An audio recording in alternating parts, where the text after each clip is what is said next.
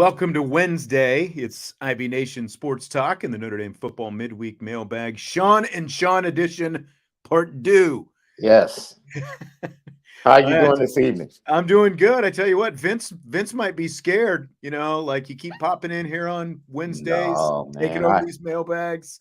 I'm just the guy at the end of the bench that you guys call in when you can't do the show. I wouldn't say that. I would say valuable sixth man, the way it's working. Okay. So I like that. I don't mind being a Tony Koo coach. Okay. Yeah, there you go. There you I go. like that. I think a lot of people will take that. That's right. Shaun and Shaun edition. Shaun Davis is back once again. We had so much fun last week that he popped in again this week to answer some mailbag questions. Has the week gone fast for you? Has it gone slow? Like, what's your week been like in relation to the world of football, I guess?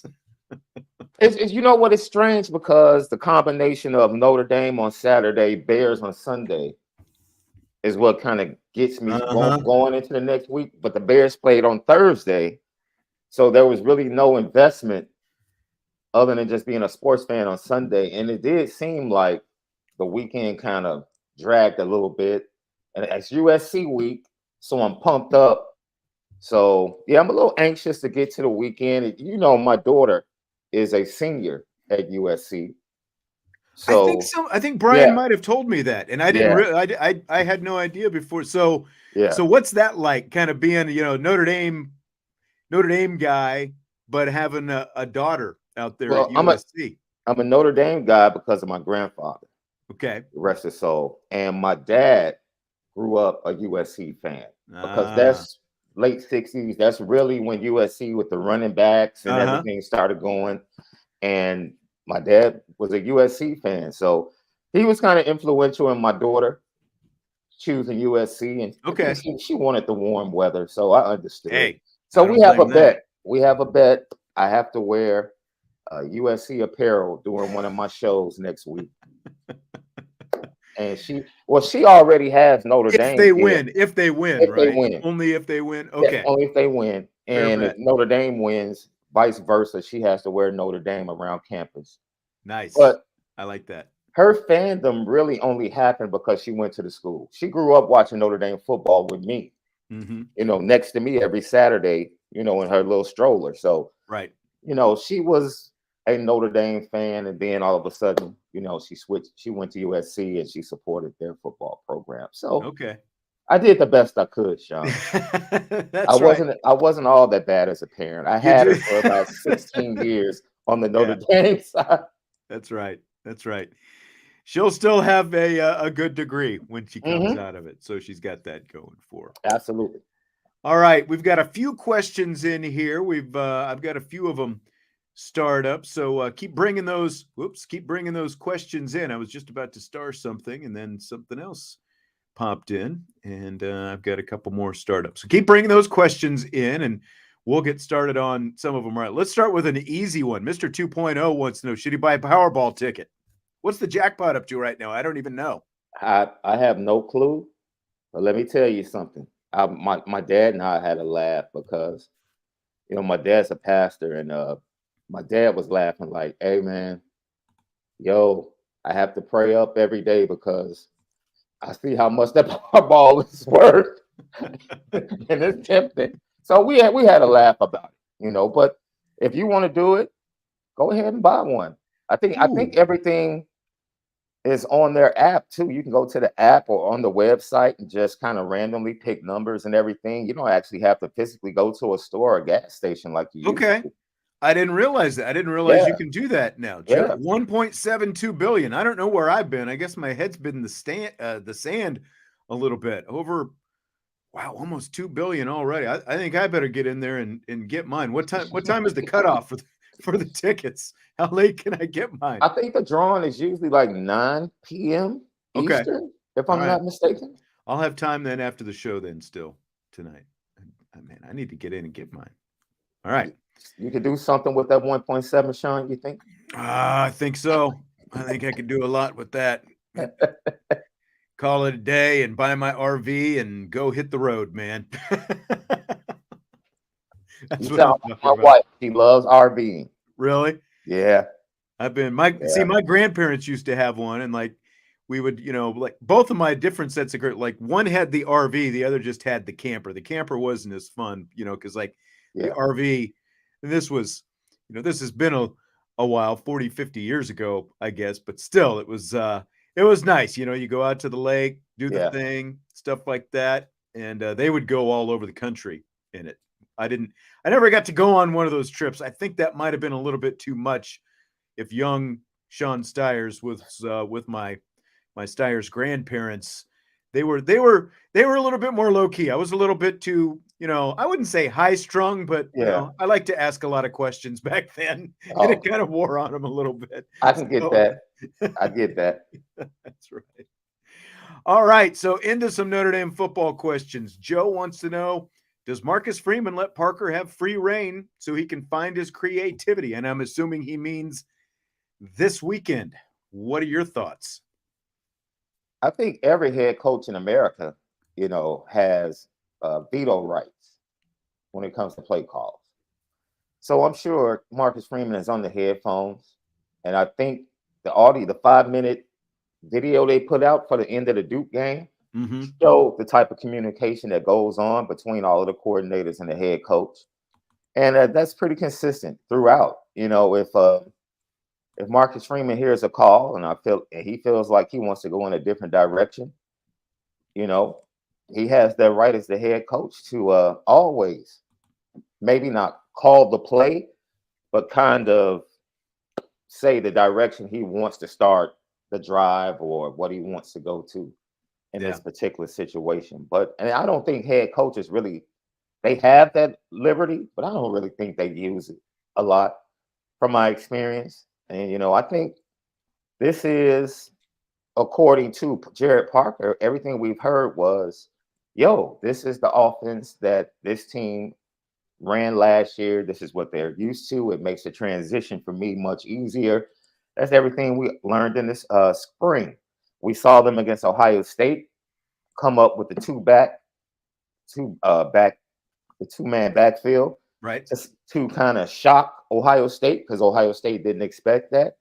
So I think they always come into a game with something new and fresh. It's just a matter of calling it at the right time. As both coaches said this, Marcus Freeman and Jared Parker, they haven't executed well.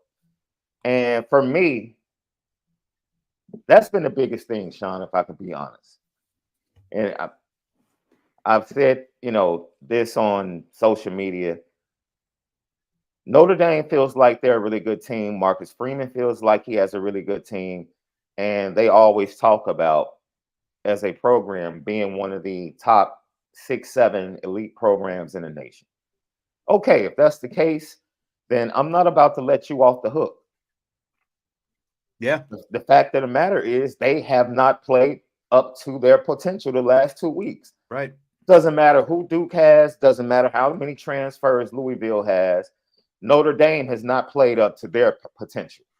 Completely and that's agree it. with that. And to use any other reason or excuse, whether it's them being tired, Louisville having this many transfers, Duke having Mike Elko, and it doesn't matter. If Notre Dame plays to their potential, they're probably undefeated.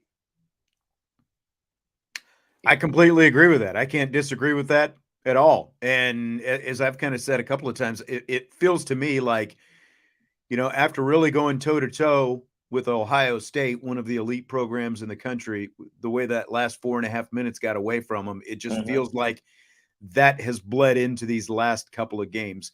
And it does feel like the offensive game plan has probably become a little bit more conservative over these last couple of games. Now, granted, you had 3 receivers who you could play. Yeah. I mean, you had 4, but you had 3 who you felt like you could trust against Duke. They got a couple back. Doesn't sound like Jaden Greathouse is still completely healthy. So that's going to be something to watch. Whether it's Marcus Freeman sort of, wanting to protect his defense, I don't know. But this USC game, especially with the defense they have and the offense they have, feels like a game where if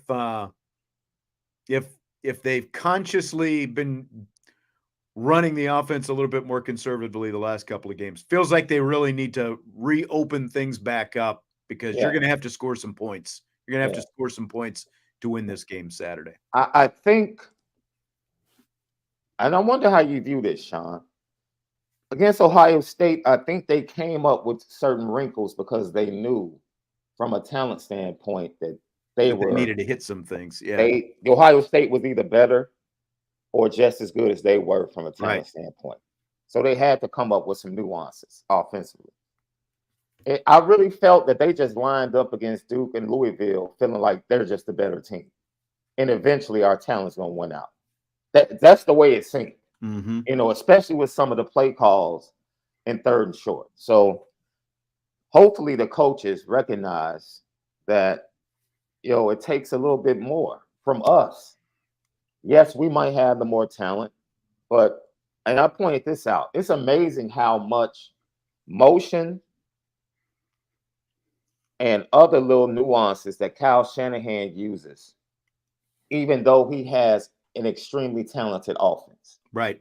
He never just lines his guys up and says, go beat them. That's exactly right. He takes the responsibility to make things easier for his great players. And I think that's something that I hope that Jared Parker and the rest of the offensive staff will do, because we haven't seen a lot of motion and groupings as far as bunch formations to get guys, off a man bump and run coverage. We haven't seen a lot of that.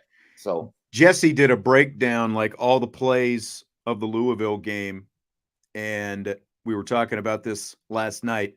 Notre Dame used motion 18% on 18% of their plays.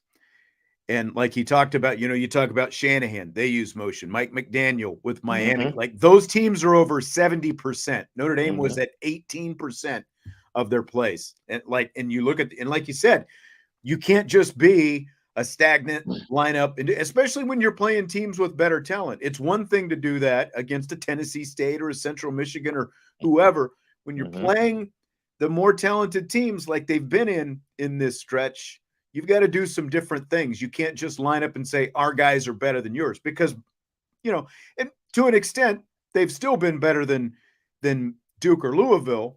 Yeah. But in those two games, Duke and Louisville were the better coached teams in those games, just the way they went about doing their business. I was very impressed. I was very impressed with Coach Brown. Very impressed.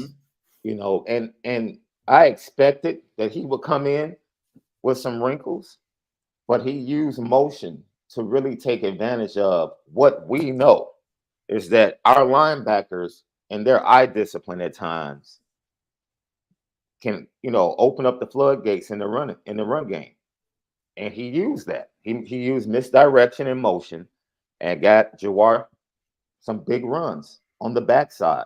And DJ Brown, we know he struggles in space to tackle. And a couple of times he was one-on-one with the running back and couldn't get him down, and it ended up being a big play and a touchdown. So, the Coach Brown and his staff, they scouted Notre Dame and their tendencies very, very well. But Notre Dame has to do a better job of going against their tendencies and giving the defense a lot of different things to look at. Yep, absolutely. Where did that question go? Kind of piggybacking on that a little bit. To what extent, Salty wants to know, do you think the recent injuries to guys like Jaden Thomas, Jaden Greathouse have led to what we've seen from the passing game, a lack of passing game, and teams just packing the box to stop the run? How much do you think that that's been a factor?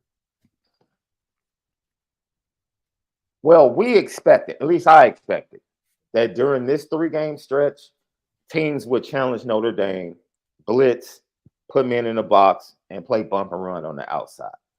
Because coming into the season, I said, I'm not sure Notre Dame has a number 1 receiver. Right.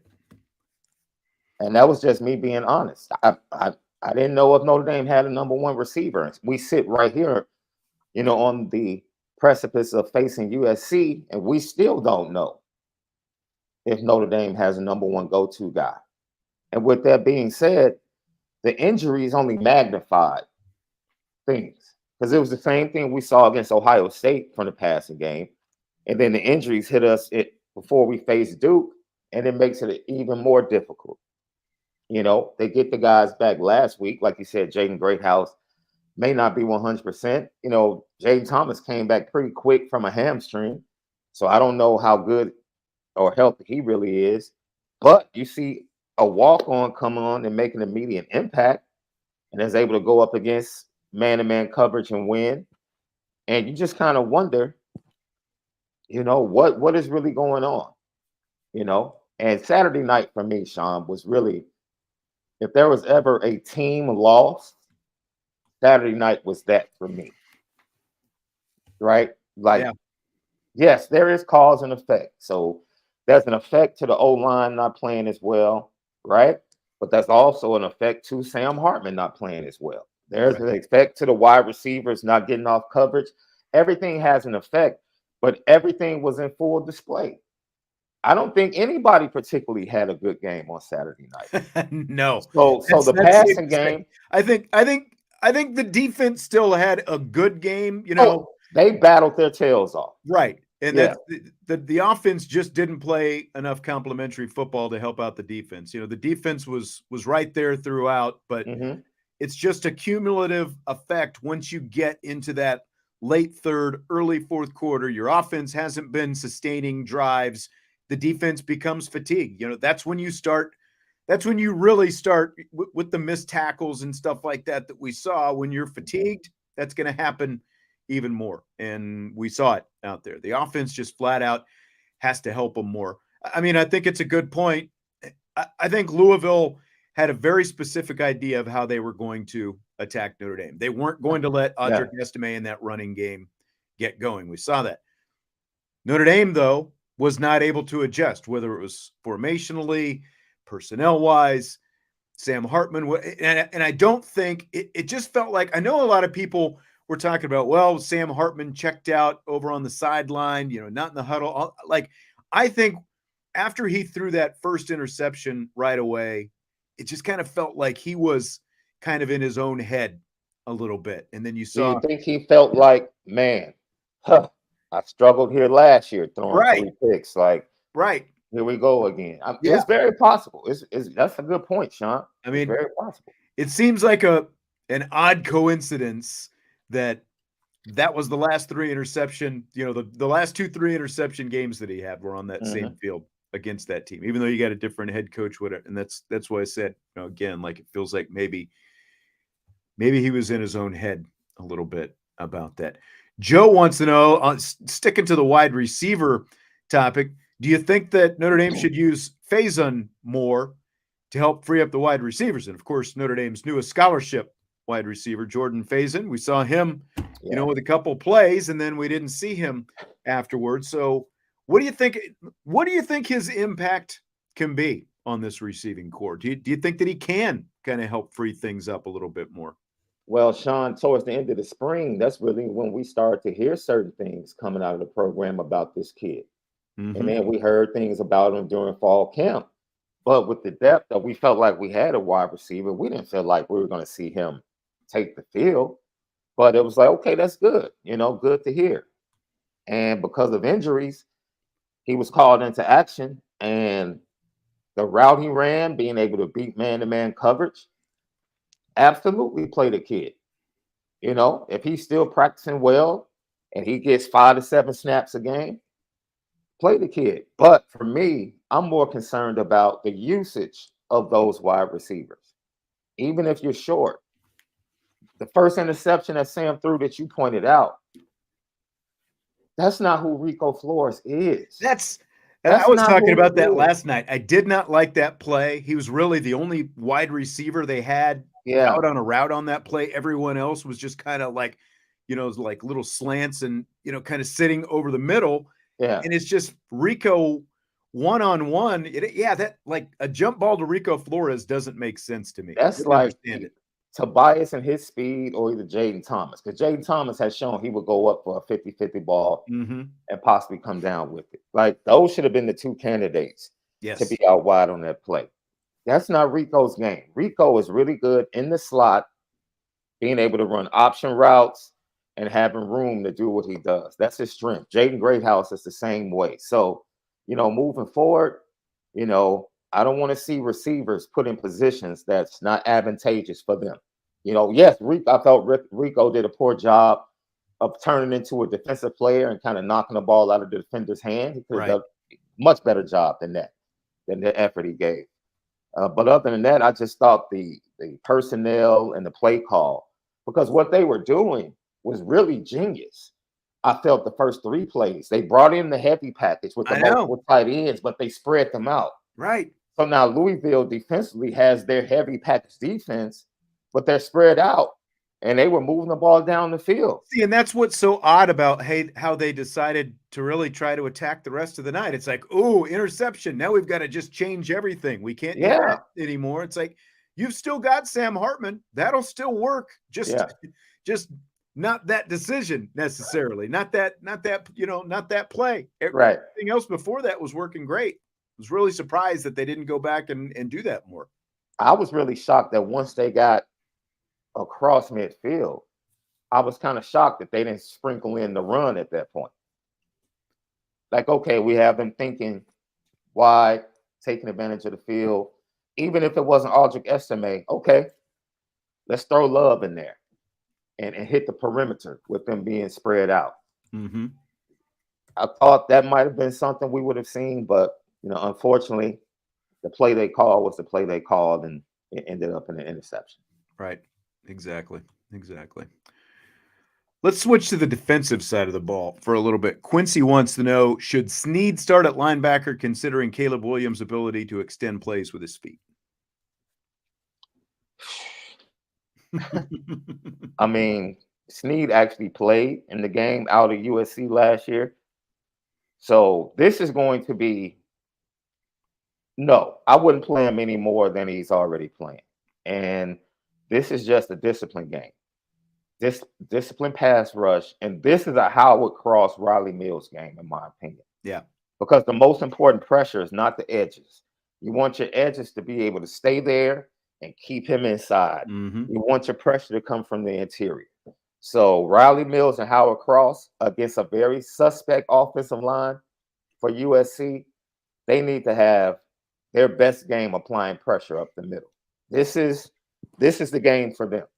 And with the weather being what it's going to be a trenches game. Yep. 10 to 15 mile per hour winds, precipitation. USC's punt returners they've been using sprinklers. I was going to ask you if you saw that. Their coaches out there spraying water with these little, it's like those, like the bug spray or whatever, like you spray on your garden, like the little container and the, like the pump, and now you're they're spraying punt returners with water out there. That's how they're preparing for the rain. I mean, turn the sprinklers on and let them practice in the rain if you're going to prepare for the rain. Absolutely. Absolutely. So that is one of the things that I really think, you just keep Snee, unless you're just going to start him. Okay, I'm cool with that transition. If he's just going to be a starter at linebacker and you want to give him, hit some more reps via that decision, fine. If not, let him transition from playing Viper and Rover on third downs. They move the guys inside, the smaller guys inside, and allow him to come around the corner with Josh Burnham. Out, like you said, the defense has been a very pleasant surprise, other than giving up some big runs, which has been an Achilles heel. Yeah. But I read into this question about Sneed starting is like, are you gonna spy Caleb Williams? And the answer, regardless of what mobile quarterback it has been, is you don't spy. They're not just gonna spy the quarterback. The key to it, like you said, starts with the interior. Mm-hmm. You've got to keep Caleb Williams in the pocket, just like any other mobile quarterback. What he did last year is they did a good job of that. They kept him inside for the most part. He was under pressure for most of the first half, Shaun. You just got to take him down. Yes. That's the key. That's the issue. Right. Because where he hurt them was, and we just put a story up about this with Al Golden and Riley Mills and Xavier Watts talking about it, is the extending of plays. Yep. And that's where he has hurt everybody, because he only had 35 yards against Notre Dame last year. It's the extending plays where he's able to elude that first pressure and, zig or zag and backpedal and, whatever he needs to do to get away from it, and then find a way. He keeps his eyes downfield and he makes plays after that first pressure gets to him. Al Golden talked about it's like 2 acts. It's like the first part of the play until the pressure arrives. Exactly. Then it's the second act is what he does extending plays afterwards. And the key is just finding a way to get him down. They only sacked him twice last year. You got to sack him. You're at the very least, because they still, are not a big sack team. Yeah. You've got to disrupt him and force him to make some bad decisions. And that's tough to do. He's only thrown 1 interception, This is a game I know Marcus Freeman has not been worried about the sack numbers. And we had a question we asked last week talking about, will the top 2 defenders get to 11 sacks? This is a game where you make that charge to start stacking up those sack numbers. You need to get him on the ground and affect that offense. Because look, Benjamin Morrison and Cam Hart have been playing really good. Yeah. They've been playing really good. And I think they went up against a wide receiver core that was probably just as talented as the receiving core that they're going to see. I'm not sure if Zachariah Branch is going to be back from his injury this week, but if they can shut down Rice and Washington with Cam and Benjamin Morrison with those wins and everything, it should be challenging for the USC offense to do what they normally do. Brian says if there are only 3 down linemen on defense like last year's strategy, I might cry. Got to stop the run. What do you think the defensive scheme will look like this weekend? And they did, like, the running back had almost 155 yards against them last year. And that is, I don't think we're going to see the same defensive scheme. I will be very curious to see what Al Golden does decide to do against Caleb Williams, though. I mean, they have faced a couple good mobile quarterbacks in Brennan Armstrong and Riley Leonard. The difference is, I mean, there's a couple of differences. The biggest is what we just talked about, is Williams extends plays the way those two don't necessarily do. Like Riley Leonard will gash you with a big run, when you least expect it. And he had 1 or 2, not huge runs against Notre Dame, but he was able to make some plays with his legs. The biggest difference is Williams is the far superior passer. That's why he's going to be the number 1 pick in the draft. I don't know if you have any thoughts on that. I would be shocked if they come out with the same defensive strategy that they had against him last year. I think Al Golden was very honest about that this offseason was the best opportunity for him to be able to game plan each team, because he had a chance to watch film. He came in a little later last year, wasn't really able to focus on individual teams and just really focused on Notre Dame's defense. This year, I think he does have, but I think this year, Cam Hart didn't play last year. Remember that now. Cam Hart didn't play that game. That's right. I think missed it with they had another defensive back that was injured that game. So they were shorthanded in the defensive backfield going into that USC game. For this game this week, they'll get Thomas Harper back this week. Yes. That's going to be big for them to have a full, be full strength across the board with Harper and Morrison and Hart all out there. Absolutely. So now that's totally different. So now you're able to cover much better on the back end. And your front 7 is really stop the run and stop the scramble. That's the focus, because our guys have to focus, because he's going to be scrambling and they have to stick with those receivers the entire time.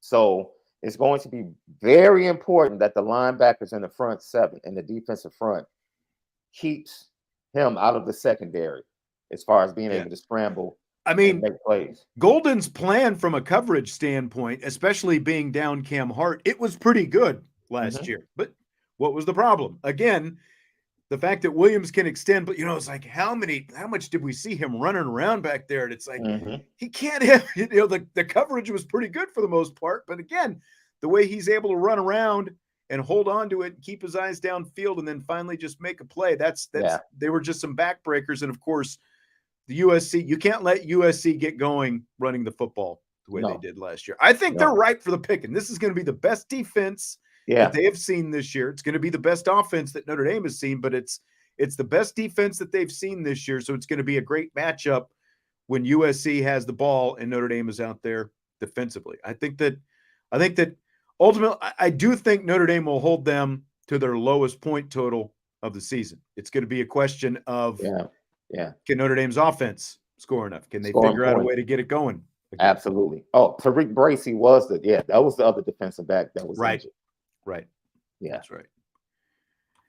Speaking of which, from Jeff, confidence level Notre Dame can score 24 or more Saturday, and confidence level the D can hold SC to 28 or less, even in the weather forecasted. He says he thinks SC scores at least 30. What do you think? SC won't score 30 unless they get some turnovers in short fields. Agree. If they have to go full field in that condition and climate, they won't. They struggle to get to 30 against Arizona in perfect conditions. Right. And needed overtime. So, no. If Notre Dame plays their game, if Notre Dame gives the same effort they gave against Ohio State, USC isn't scoring 30. They're not.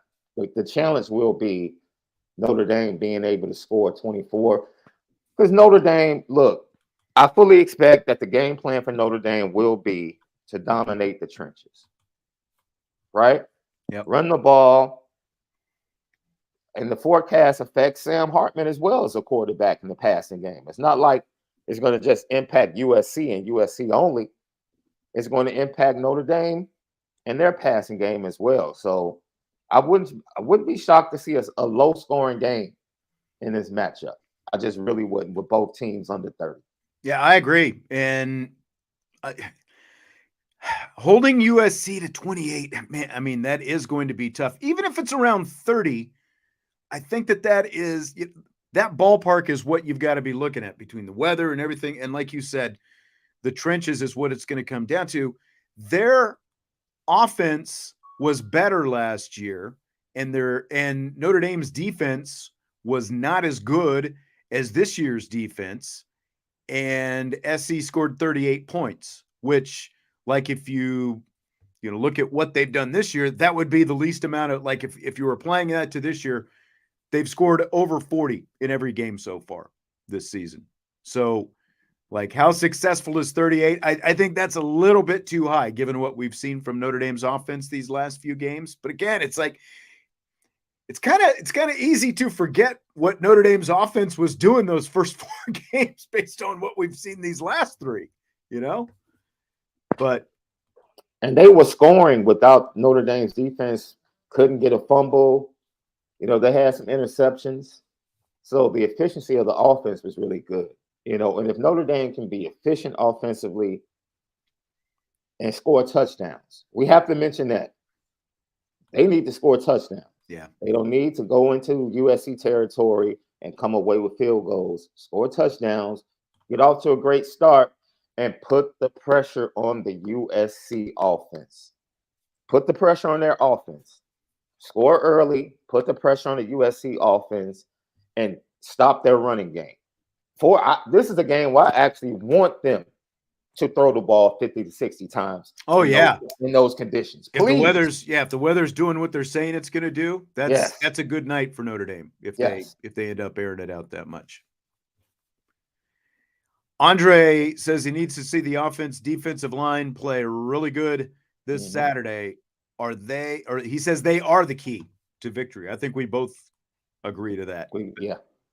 It's Marcus Freeman wants it to be an offensive, defensive, line-driven team. What scares me, though, is, again, like when you look at this forecast and what we have seen from Notre Dame's offensive game plan, going back to that, these last few games, is that maybe they get a little bit too fixed on. Now, if it's working, that's one thing. But again, like, if USC is going to stack them, because remember, USC had one of its better defensive games really last year against Notre Dame as well. Now, again, it's Drew Pine. It's Drew Pine and their differences, but they came up with one of their better defensive game plans against Notre Dame last year. This goes to the point that you brought up earlier, as far as the defense for Notre Dame not being helped out by the offense the last 3 weeks, right? Sorry about that. My wife left. Oh, that's okay. But you have to play complementary football. And what USC did is they jumped out early, and they were leading the nation in sacks, if I'm not mistaken, at that point in time last year. So that's what they want. And it's the same thing this year. They have Bear Alexander, who's very good rushing the passer, not really good against the run, but very good rushing the passer. And they have edge rushers that want to fly off the edge and come that's, up I mean, field. they were going to take him, obviously, regardless. But I think that they thought that he was going to make their run game or, defensive run stopping game a lot better than what he's done. No, and they've still struggled to tackle on the second level and third level. Right. Sound familiar, Notre Dame fans, but it's the same thing. So USC wants to jump out early and take the run game from Notre Dame, force Notre Dame to have to pass the ball to get back in the game so their pass rushers can come after Sam Hartman. And this is a game where you feel like the same way you felt against Ohio State, you hope Blake Fisher and Joe Alt go back to their normal form and pretty much give Sam Hartman a great pocket all night, and we'll see what happens. Yep. Yeah, Angelo says if this staff can't find a way to win in the South Bend weather, we'll see this weekend. They're truly the worst football coaching staff in the history of college football. I mean, let's remember Caleb Williams still is a generational quarterback. So let's not maybe go that far. But I do see what you're saying, especially again when like SC's out there in the sunshine and they've got assistant coaches or staffers, pumping, spraying punt returners, with water out there. And you have to be honest, man. It's not exactly like USC staff is they're not endeared out there in California. I'll just leave it at that. The same conversations that are taking place about Notre Dame staff is taking place about the USC staff. Maybe the only one that is avoiding critique is Lincoln Riley. And that's because he just has a difference maker at quarterback. Yeah. Right? That's right. He still has problems on his offensive line. They still have problems with off-field issues with certain players at skill positions that they've been dealing with. See, and again, like I said, last year's SE offense much more consistent than this year's. I mean, this they've still got some guys out there, but at the same time, it is so much just Caleb Williams driving everything this year. Everything. Like Jordan Addison is a much better receiver than Brendan Rice. Yes. Much better.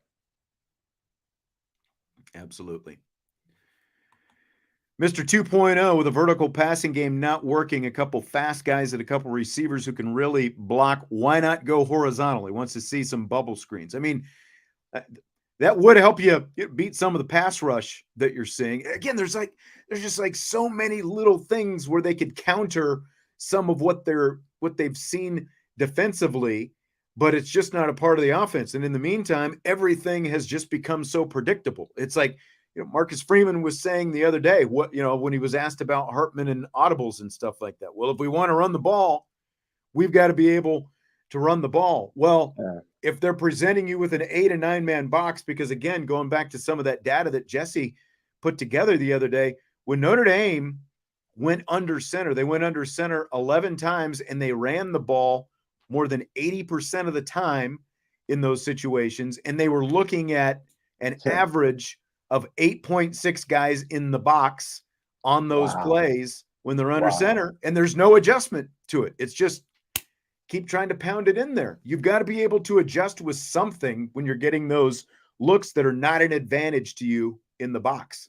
And based upon what we heard from Marcus Freeman, I'm really shocked because with the experience that Sam Hartman has, I really thought he would have more responsibility to call checks at the line of scrimmage. I really did. That's something I anticipated and I thought would be an advantage for Notre Dame as they faced these heavy boxes.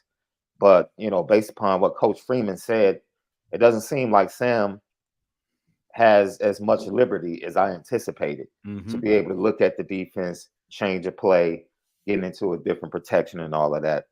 So if that's the case, then Jared Parker needs to be really good at his play call and his anticipation of what the defense is going to do. Yep. I agree. And again, it's going to be really curious to see the strategy that both sides of the ball come out there with for Notre Dame. Really curious. Tyler, thanks for the super chat. He says, besides the Notre Dame USC game, how excited are you for Oregon, Washington? I feel that's going to have some fireworks. I'm not sure what time that game is going to be played, but I'm going to guess it's at a time where I'm probably not going to be able. Oh, is it at 3:30? I might be able to watch the first half then. Okay. Yeah. I believe it's the 3:30 game. I'm very excited. This is, I think over the next 4 or 5 weeks is like the Pac-12 round robin. Yeah. Where Oregon, Washington, Utah, and USC all play each other. Yep. And you can throw in UCLA. UCLA only has that road loss at Utah by 7 points with a freshman quarterback starting his first road game.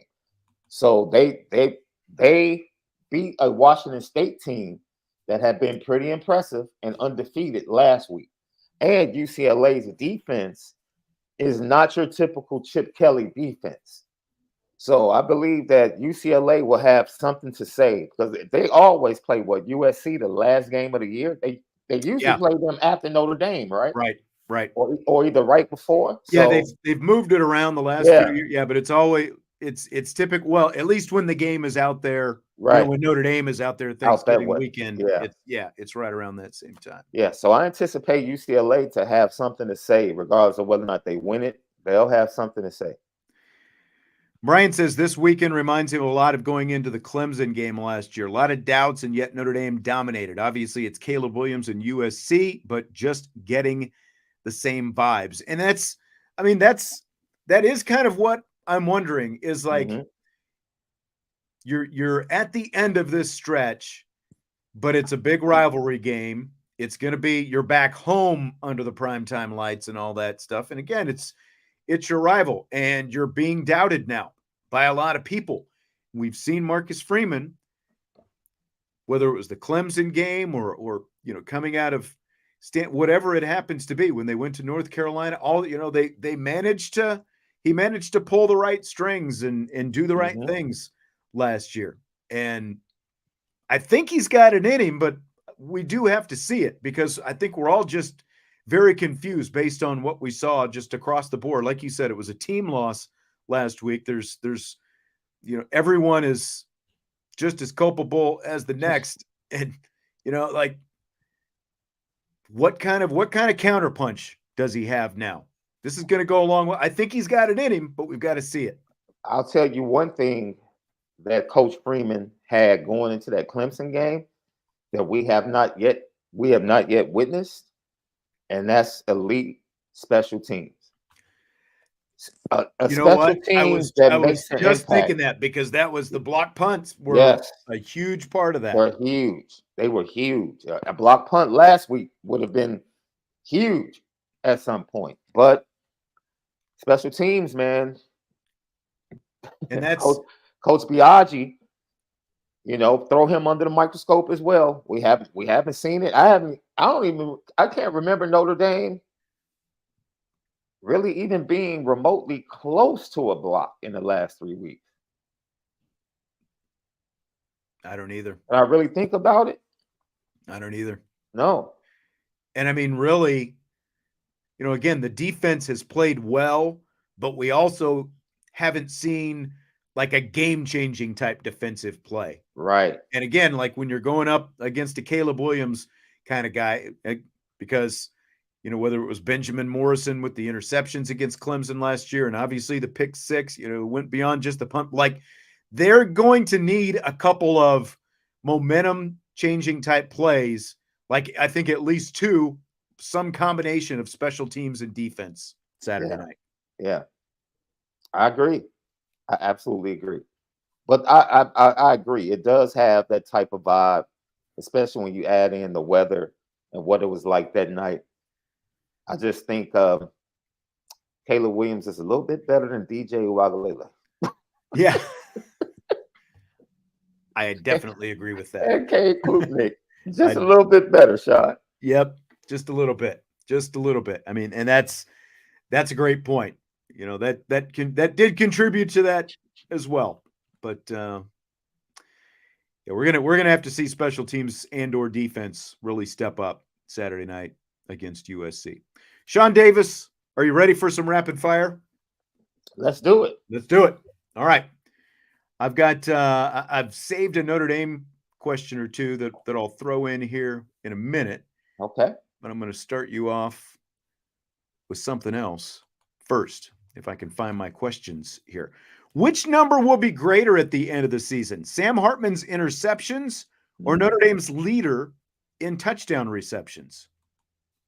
Oh. So right now, Hartman, of course, he threw his first 3 interceptions last week. Hartman has 3.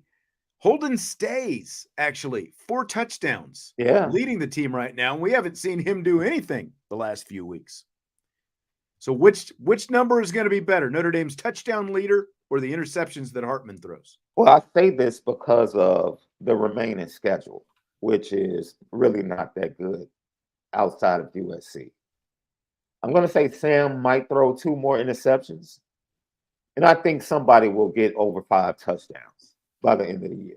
Yes. We still haven't seen the Tobias breakout game with a couple of touchdowns. That still may be in the offing. So I agree.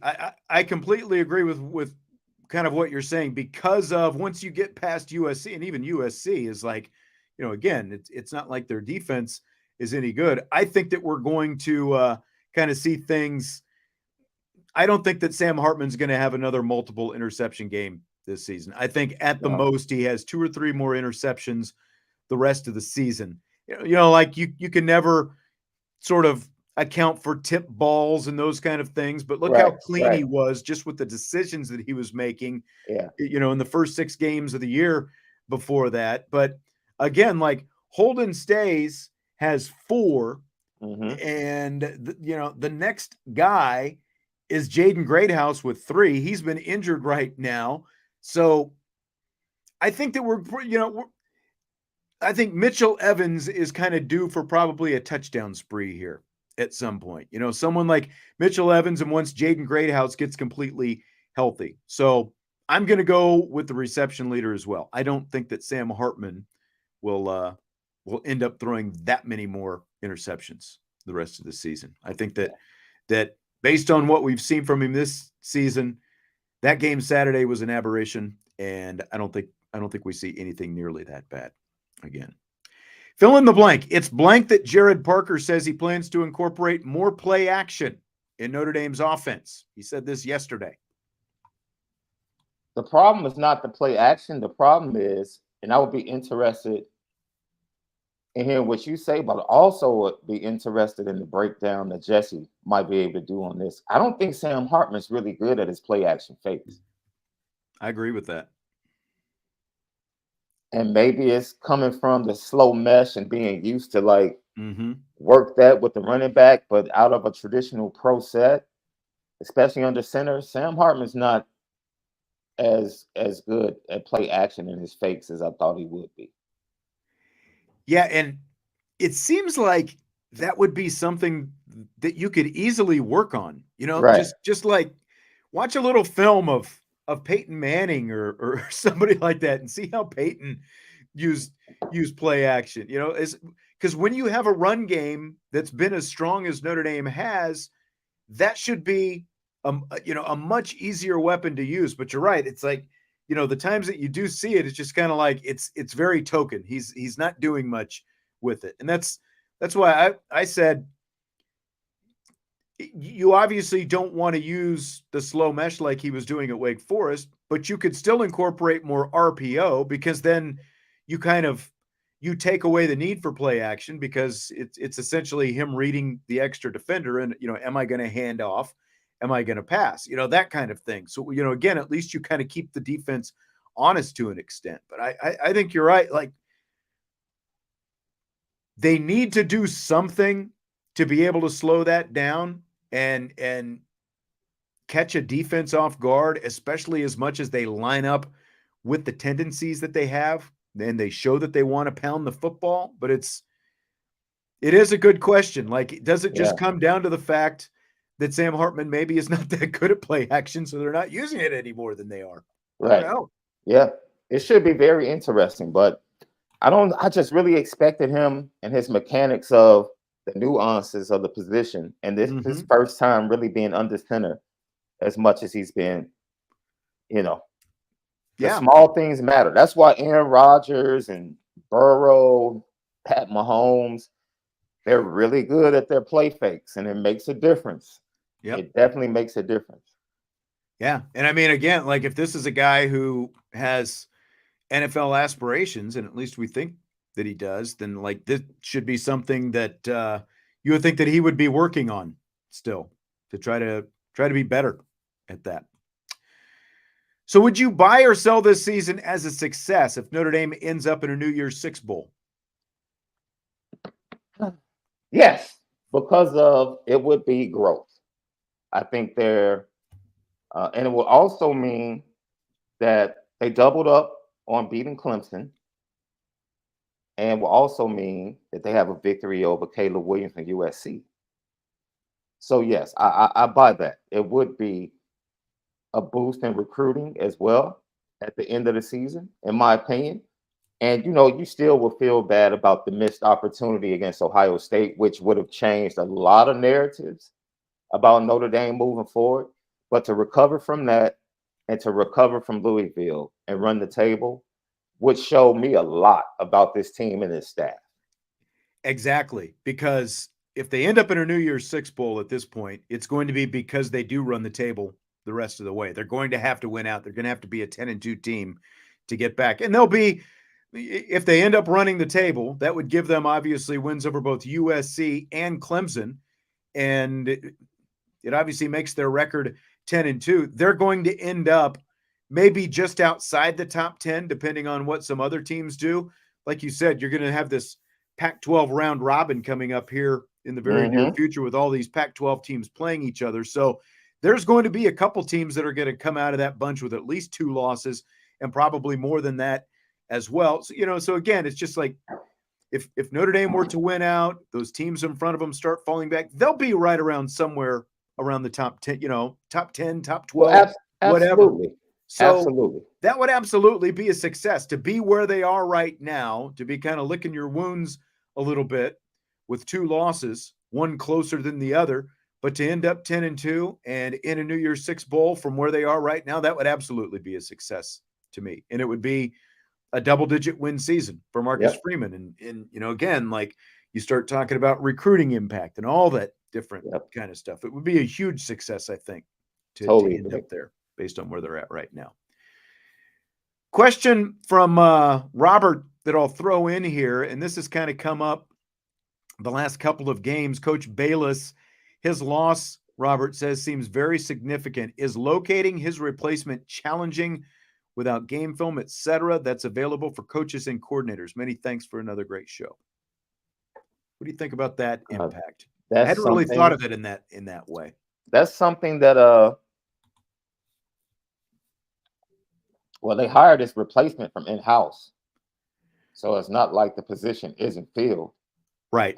I don't know. He's the interim. Now they haven't decided if he's the guy going forward. That's what I was about to say. I don't know if he's the guy moving forward, but it's somebody that's been around the program, knows what Coach Bayless did, and can continue the same trend. So as far as strength and conditioning, this is something I said, I don't know a college football team that doesn't lose weight, have players lose weight throughout the season because they're constantly practicing, they're constantly playing, especially the big guys in the trenches.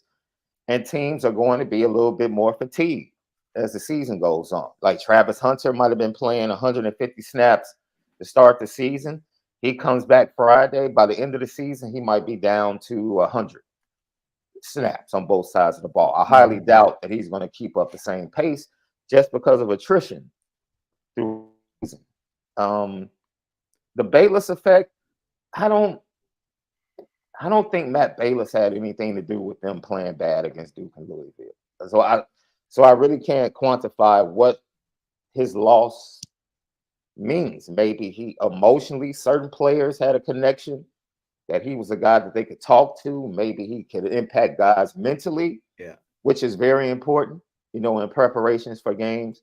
But as far as on the field performance, I can't sit here, someone said, well, Joe Alt got pushed on his butt. Is that because of Matt Bayless? No, that's because of bad technique. Yeah. On that play. I mean, Bayless got him through the summer. They did the whole summer conditioning and all that. I mean, it happened right before training camp started. And I agree with what you said there. Fred Hale was, the assistant performance coach under Matt Bayless. It's not like all of a sudden, Fred Hale has his system that Matt Bayless didn't, and now they're doing something completely different, especially when when the resignation comes right on the eve of training camp. He's essentially doing the same kind of things that Bayless was doing. And the guy had been here the last couple of years with Matt Bayless, so he knows how things were run and the kind of things that they were doing and everything else. And going to what you're talking about, whether it's weight gain, weight loss, whatever, over the course of the season, this is one of those things where, like when you talk about they want an in-house cafeteria and all those different things, like they're still eating the food. They would like more space to be able to do some of that in the Goog, but they've got that for them. It's not like all of a sudden the food went away. Well, whatever food systems they were on, it's not like that went away. They've still got the GPS systems on all these guys, so they're tracking reps and all these different things. There's a lot of data that they're getting. So I don't buy into that as a reason. Just because again, like it would. There's enough familiarity that the guy in charge of it, Fred Hill, has now that I just don't think that they're doing anything drastically different from what they were doing before. Yeah, I agree. I mean, Matt Bayless obviously made an impact when he was hired. Guys always had nothing but good things to say about him. So what that loss means, I think we'll be able to kind of maybe have a better picture towards the end of the season, maybe. Yeah. Tim wants to know top 3 memories of USC versus Notre Dame over the years. Do you have a top 3? Oh, the 88 game. We went out there and smacked them. Coliseum. Oh, man. Shout out to my guy, Wes Pritchett, because he had some great stories from that game. If you haven't had a chance to talk to him about that game, from the team meeting where the players decided to send Ricky Waters and the others home, and dude, it was just great. It was like a team effort. It was like, because as a team, you're sending like some of your playmakers home. Like, that's how much confidence they had. Like, look, either you're locked in or you're not, or you're out. And if you're not locked in, go home. Yeah. So great stories. The Will Fuller, bomb to start the game is a fantastic memory.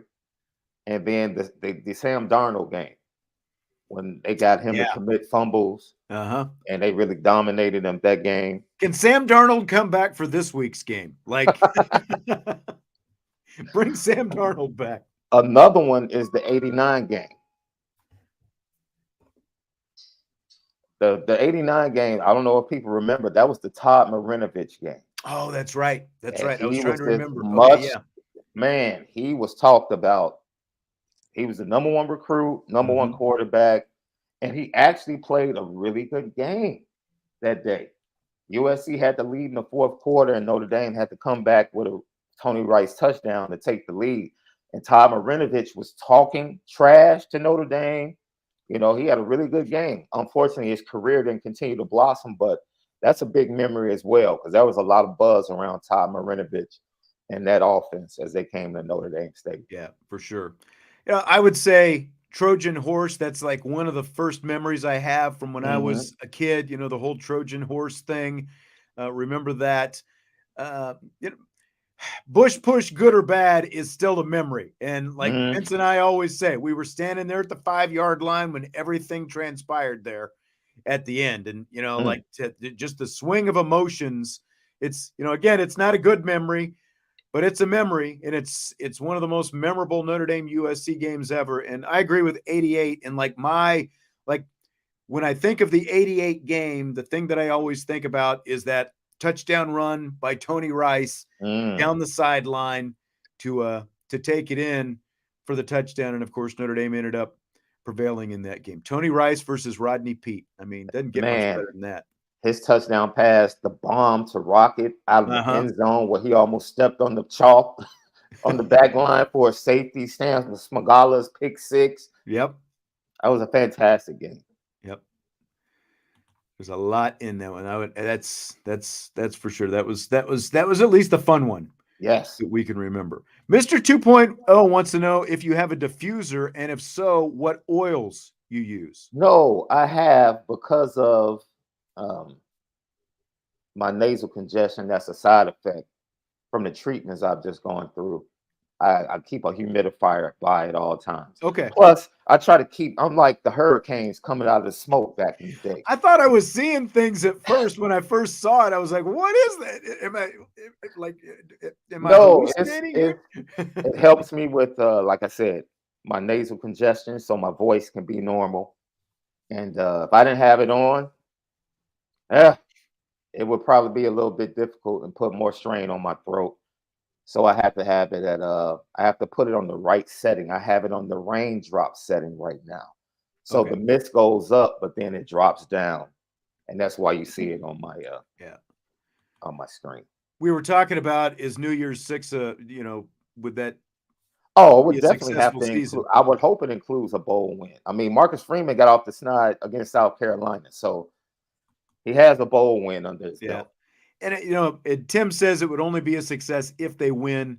I guess, like if you had asked me coming into the season, I definitely would have said that. But again, like sitting where they are right now, I think at least getting to the New Year's 6 bowl would be a win based on where they are right now. Again, like at the beginning of the season, if you would have told me 10-2 New Year's 6, they've got to win. Now it's obviously you want them to win, but I'm saying just the way that everything is set up right now with the opponent that you've got this week, and you still got to go to Clemson and all that stuff. I think at least getting there makes this a successful season at this point, because I've got, you got to readjust your, expectations, I think, a little bit based on where they are. All right. So you're a Bears fan, and there's been talk. I think you are, aren't you? Yes. Okay. Yes, I am. It sounded like that was a question at first when you said I am. Okay. No. I was agreeing. I'm sorry. Okay. So there's been talk in the last week or so that Lincoln Riley could follow Caleb Williams to Chicago if the Bears were to draft Williams. What do you think about that prospect? I want absolutely no parts. I'll say this. I'll be honest. My first preference is to have no parts of either one, which would mean Justin Fields has proven himself, and the Bears once again get to control the draft and pick. Can you imagine if the Bears didn't need a quarterback?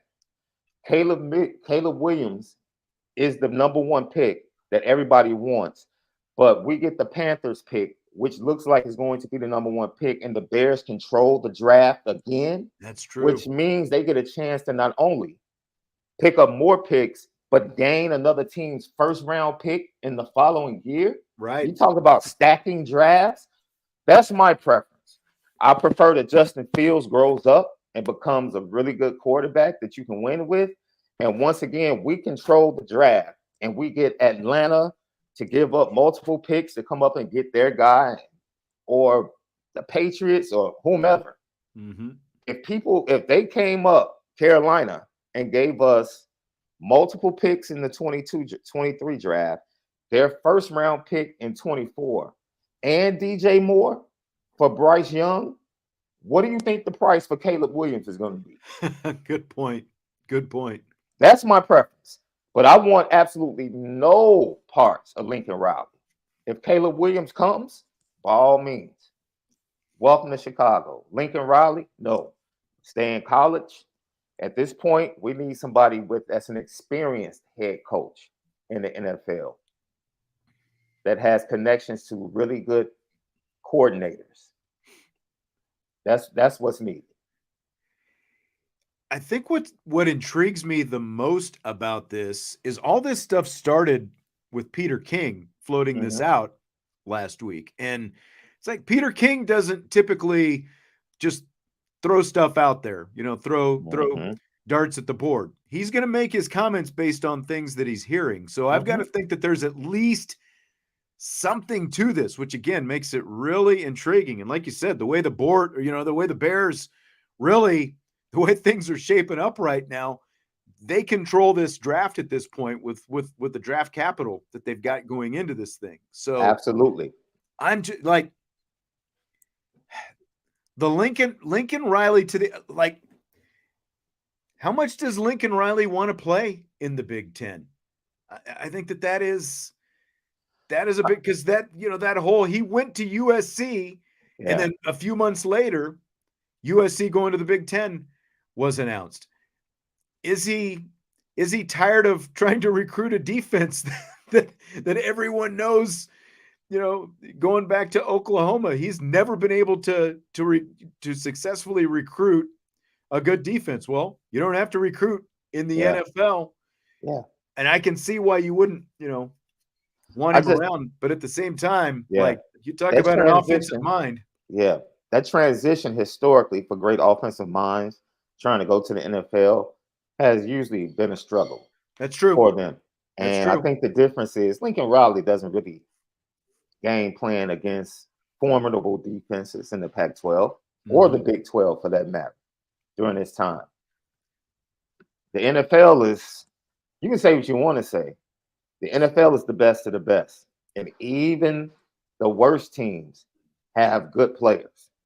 So that's why they say any given Sunday, and that's why most point spreads are 7 points and less Mhm. for an NFL game. Like it's rare you get a double digit point spread in the NFL. Very rare. So the talent disparity usually comes from number one, the quarterback, Right. and then the trenches Yep. in the NFL. It's really simple. If you have a good quarterback, you walk on the field every week in the NFL with a chance to really win. That's I think by that's the pretty end of the much it. season, to your point about you want Justin Fields to be the guy and show that he can be, he started to show some of that against Washington Yeah. last week. They'll know by the end of the season what he's going to be. I think And his passer rating when he throws to DJ Moore is something like 90.1. It's ridiculous. It's like when he targets DJ Moore, he is like an well, see, incredible quarterback. and that's the start of it. He's got a receiver that he didn't have last year. And as a result, like you said, when he targets DJ Moore, that's been successful the last couple of weeks. Ultra successful last week in that Thursday night game against Washington. But Cole Yeah. Kmet has also become a bigger part of the offense all of a sudden as you've got a Especially in the legit red zone. receiving option. Yeah. Yes, yes, yes. But And I'm not interested in that. that's also the biggest disappointment about what happened with Chase Claypool because they felt like he could probably be a legit, at least a number 2 guy, Mhm. complimentary guy, and really help that offense. But it obviously didn't work out that way. But I don't blame you. I don't think that I would Yeah. necessarily want any part of a college coach coming in there, no matter how successful he is running an offense and with the connection to Caleb Williams and all that stuff. I don't blame you. I wouldn't want Lincoln Riley either. But at the same time, their track record with hiring head coaches hasn't been very good Has anyway. not been good. Kevin Warren. It's very interesting to see Kevin Warren and his regime just starting this year, how he views everything, how he Mhm. views Ryan Poles, how he views Matt Eberflus. I think he's pretty much done. Yeah, I do too. Yeah. I do too. Fill in the blank. It's blank that after losing to Georgia last week, Kentucky head coach Mark Stoops told Wildcat fans they need to donate to their NIL funds so that Kentucky can buy better players because that's what Georgia does. I absolutely loved it. Does that fit in the blank? I don't know. Hey, it doesn't have to be a complete sentence. Look, You man, absolutely loved it. That's good enough. he was on his coach's show. He was kind of joking or making it seem like he was joking, but he was dead serious. in my opinion. And see, Kentucky is a school where the supporters are used to giving money to the basketball program. So it's not like they don't support, because I guarantee you, to get the five stars that Calipari continues to get, they're definitely using some funds to get those guys consistently in Kentucky. So he's just trying to get the same vibe to the football team. And I think it applies to Notre Dame, because we talked about this yesterday, myself and Malik. And we basically told Notre Dame, like, look, you don't have to, or we submitted that Notre Dame does not have to equal what Georgia and Alabama does. Georgia spends $6.5 million on recruiting. Yeah. That's their budget. That's absolutely insane. That's insane. But Notre Dame is top 10, and I think Notre Dame is at 3.6 from the last numbers, which is nothing to sneeze at. So 3 to 5, I would say 2 to 4 players per recruiting class. This coaching staff needs support from the alumni and administration. 2 to 4 difference makers in each recruiting class. That's all. Yeah. We don't have to be like Alabama and Georgia. The 23 class, it could have been Dante Moore and Peyton Bowen. That's it. That's it. Step up, make sure that we can secure those 2 guys, and it would have had a huge impact on the football program moving forward. And that's all it takes. That's all it takes. And I don't know, I can't quantify that with how much it would be. I just know that if you're going to be in this arms race that recruiting has become, because it is the wild, wild west right now. There are no rules. Yeah. And if you want to continue to stick to your principles, I applaud that, but you're putting your program behind the 8 ball. Yeah. That you really are. I do find it kind of humorous that SEC coaches just kind of, say the quiet stuff out loud, that most everybody else say, like, I get what Mark Stoops is saying, but there's no world where Kentucky's ever going to be able to shell out enough NIL money to go out and compete with Alabama or Georgia. And you're probably right. Basis. Yeah, you're probably right. You're right. If you spin it to Notre Dame, that's a different story, because Marcus Freeman, the way the recruiting is trending, he's got him pointing in the right direction. But it also helps when they've got Sam Hartman out, selling his shirts and sweats and, whatever else, and letting everybody know, hey, I'm Sam Hartman and here I am.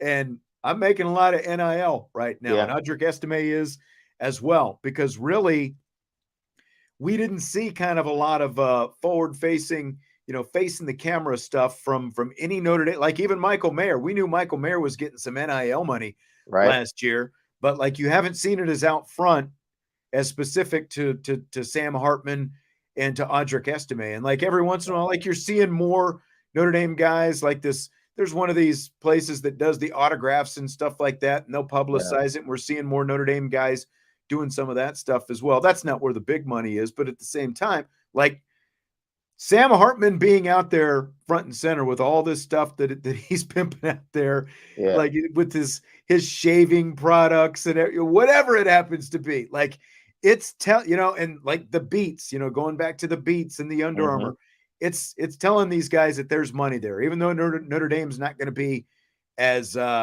completely bold and out front as a program with it. They're not going to pay for play and stuff like that, but it's there. There are ways to do it. What Utah just did with the trucks. I don't think I saw that. Scholarship players. They got 85 leases for every scholarship player. And as long as they stay on scholarship, they have a truck. And it was a Utah non-for-profit put together by the alumni that allowed it to happen, working with the local dealer. And I mean, it's little small things like that can make a difference. Because the truth of the matter is, we know Caleb Williams, we see him with Wendy's, we see him all over the place, right? And most people say, well, the locker room can have issues if you have guys. there's not one player on USC's team that has an issue with Caleb Williams getting what he gets. Right. They know that he's the difference maker. Yeah. He's the reason they're still undefeated. Yeah. Everybody in that locker room knows that. They don't have a problem. You think players in that locker room have a problem with Caleb Williams getting what he gets when they know who he is on that field? Right. Absolutely not. The difference comes when you feel like you're just as good as that guy. Right. As a backup, and he's getting. But that's the thing. Like I think they know once they're good enough, their time, they'll get their due. And like Tim says, got to have a minimum payout to all players for NIL, go up from there. And I don't know that there's necessarily a minimum, but I'm pretty confident that almost pretty much everyone on Notre Dame's roster is getting some form of NIL. Like they're not like there's a walk-on, Justin Fisher, from here in town. He was doing a local credit union. There were a few of them doing, getting NIL from the credit union here in town a few months back. I remember seeing some of that. So like if the walk-ons are getting it, I'm very confident that, and from what I was told, pretty much everyone was getting something from Under Armour last year. Now that number might be bigger now because of the renewed contract and all that stuff. And, like Sam Hartman with the shoes and all those different kind of things. But, again, I don't know that there's a minimum, but I'm very confident that everyone's getting something over there. That's part of the from program. what I've heard, and I've been blessed to meet a lot of Notre Dame fans, and they're the best in the world. I've been blessed to meet, alums, and even some during the Ohio State weekend, and most of them are in full support for Notre Dame to step into the future and maybe do a little bit more and be just a little bit more aggressive when it comes to NIL. So, but my question is, are they waiting for the university, or should the alums be more aggressive and start presenting things too? Because what happened at Utah was outside of the school. Yeah. Like this wasn't the school making it happen. Yeah. So I don't know if the alumni base is waiting for Notre Dame to see if they're going to be more aggressive, to see if Pete Bavacqua has different ideas, or ways of doing things that might be different than Jack Swarbrick. This is the transition and what might come of this with the contract for the new TV. Well, I was going to say on the horizon. That TV contract, there can still be some NIL at play in part of this TV contract as well. And it could also be why, maybe like, when you're looking at these other numbers and stuff like that are reportedly out there, and it like that Big Ten number, by the way, is a bit lower than it was originally reported because of the way like Kevin Warren didn't necessarily have all the I's dotted and T's crossed on some stuff. So I don't think that number's quite as big as everyone was saying at first. It's still bigger than everybody else but the SEC. But my point is, like, Notre Dame's number might not necessarily be what that Big Ten number was out there reported. Yeah. But if there are NIL opportunities and monies that's included in that as well, that can also go a long way. And if I'm not mistaken, I remember reading the story. Big Ten teams were thoroughly upset with Kevin Warren, not just because of crossing the T and dotting the I's, but they had to give money back. Right. They had to give money back, and like this whole thing about, we're going to have to play primetime games in November and all those. And there was also the fact that I think that like the Big Ten championship game was promised to Fox or NBC, or one of, it was promised to one, but he didn't necessarily have the power to give it away because it was already signed to somebody else. The Big Ten championship game belongs to the Big Ten network. Right. So whatever network gets it has to lease it from the Big Ten network. And Kevin Warren just tried to usurp that. And it's like, you don't have that power. Right. Yeah. All right. Well, Dekoff, by the way, likes my shirt, my Yakida Brewing Company t-shirt. Yakida over in Elkhart. They do have some nice adult beverages and pizzas over there. What type of brew guy are you? Are you an IPA? You like to experiment? I'm not an IPA guy. I don't like the bitter hops. I like, especially this time of year now as we're getting into fall and winter. I do like some, my stouts and those kind of things. But otherwise, I like a nice, like an Irish red ale, those kind of things that like in the summer / fall, like a blood orange kind of thing as well, Okay. like those type, so Are a you one of those? little bit of everything, especially when it comes to, I'll try a little bit of everything except for the like New England. I don't know if you've ever had a New England IPA. It's a No. little bit milder hop than your typical IPA. It's Yeah. like it's a little hazier as well. Like I'll go for the New England IPA, but that's about it. Does it matter what you're eating? Not as much. Okay. I'm Chicago is starting to collect a lot of breweries. Okay. And like, man, it's crazy. Like so many breweries are popping up. Uh-huh. IPAs are really popping here in Chicago. Really popping, especially the flavored beers. And Yeah. it's so much. It's almost like Chicago has become super bougie now when it comes to beer. People are like, well, I'll drink this beer if I'm eating a steak. If I'm having a burger, I'll drink Right. this one. I'm like, yo, Right. it's beer. Like, which one do you like? That's exactly it. That's exactly it. There's a lot of in southeastern Michigan, just north of us here, there are a lot of craft brewery, restaurant places that popped up. And you'll see, like, especially out in the summertime, if you go to one on the weekend, there'll be a lot of these bus trips from Chicago that come over. And like, they'll have like one of those mini buses, and full like 20 people or something like that. And they'll stop in at each of these places. They'll stay for maybe an hour or so, and then they'll load up the bus and they'll go to like 4 or 5 of the different breweries in the area. And then, they'll all be drunk and they'll take them back to Chicago at the end of the day. So, yep, we've been over there plenty of times where we see the buses roll in, and Really? you got to make sure you get there early enough if you go on the weekend that you beat those buses coming over from Chicago. Okay. So, yep. Good stuff. All right. Well, I think that's going to do it for tonight. We have merged into beer talk at the end of the show.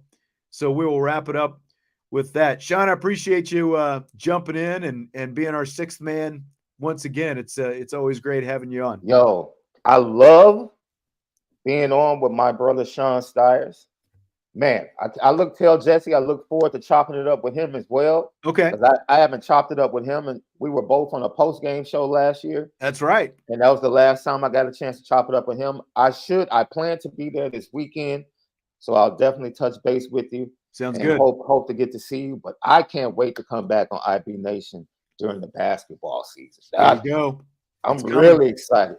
It's going to be here soon. That's right. Looking forward to it. Both men's and women's. I think it's going to be a great season. Well, men incrementally. Women, I think, are going to be pretty elite. I think it's going to be a fun basketball season, though. Like seeing what Micah Shrewsbury is able to do with this young crew that he's got out there. So thanks for having me. To all the Notre Dame fans, man, have a blessed week. And man, let's get it on Saturday. All right. Sounds good to me. Have a good one. Hit the like button on your way out. And of course, subscribe, rate, and review. And we will talk to you tomorrow on IB Nation Sports Talk.